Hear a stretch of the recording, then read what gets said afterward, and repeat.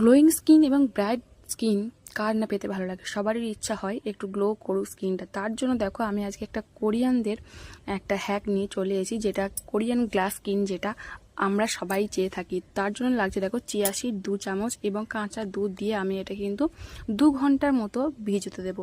ভেজানোর পর তোমাদের এর থিকনেসটা তোমাদের দেখায় কতটা জেলি জেলি টাইপ হয়ে গেছে। তো এটাকে আমরা যেহেতু একটু অল্প দুধ দিয়ে আমরা ভিজিয়েছিলাম, তার জন্য অল্প পরিমাণে একটু জল দিয়ে এটা জাস্ট একটু ব্লেন্ড করে নেবো। ব্লেন্ড করে নেওয়ার পর এটা দেখো পুরো একটা মাস্কের মতো জেলি জেলি টাইপ হয়ে গেছে।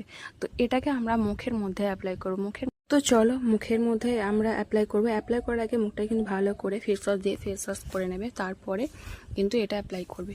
এটা কিন্তু একটু জেলি জেলি টাইপের, তাই লাগানোর সময় কিন্তু একটু ছেড়ে ছেড়ে পড়ে যাওয়ার সম্ভাবনা বেশি আছে, ঠিক আছে।